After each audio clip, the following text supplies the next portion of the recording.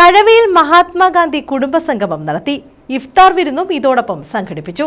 തഴവ മണ്ഡലം 20-ാം വാർഡ് കോൺഗ്രസ് കമ്മിറ്റിയാണ് പരിപാടി സംഘടിപ്പിച്ചത്. തഴവ മണ്ഡലം 20-ാം വാർഡ് കോൺഗ്രസ് കമ്മിറ്റിയാണ് മഹാത്മാഗാന്ധി കുടുംബസംഗമം സംഘടിപ്പിച്ചത്.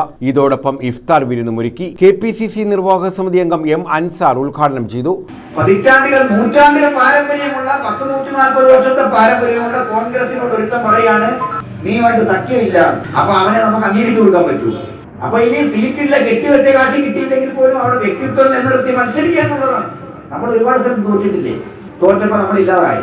അതൊക്കെ താൽക്കാലികമാണ്. ഇവന്റെ തോൽവി അങ്ങനെയല്ല, ഇത് അന്തിമമാണ്. വാർഡ് പ്രസിഡന്റ് ഷാജി അധ്യക്ഷത വഹിച്ചു. തഴവ ബിജു മുഖ്യപ്രഭാഷണം നടത്തി. ഈ 6-7 മാസക്കാലത്ത് അടുത്ത് നടക്കുന്ന പഞ്ചായത്ത് തെരഞ്ഞെടുപ്പിൽ ഐക്യജനാധിപത്യ മുന്നണിയുടെ പഞ്ചായത്ത് ഭരണം കൊണ്ടുവരേണ്ട ഉത്തരവാദിത്തമാണ് നമ്മുടെ നിക്ഷിപ്തമായിരിക്കും.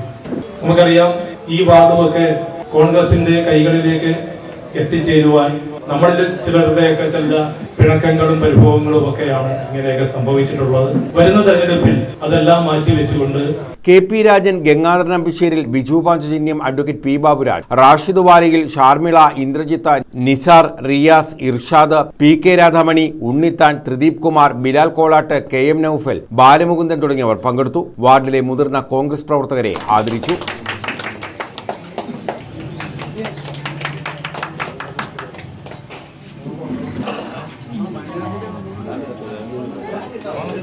News bureau, Thazhava.